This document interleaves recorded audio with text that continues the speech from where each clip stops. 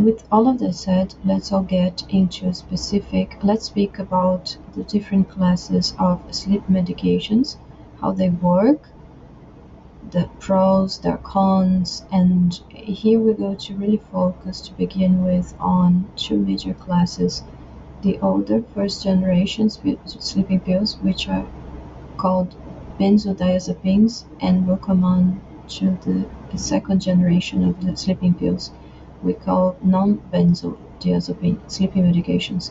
So let's start with the first emergence of sleeping pills more generally in the field of sleeping medicine. What are they? Can you provide some examples and just add some flesh to that, rediminish the bone of what are they? You're correct. Benzodiazepines are class medications that are used for various clinical purposes, including managing sleeping disorders or anxiety disorders, such as panic disorders, generalized anxieties. They can be used very well for muscle relaxation, anesthesia, for seizure control.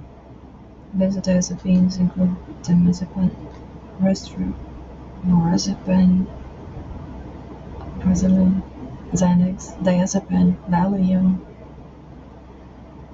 And although all of these benzodiazepine medications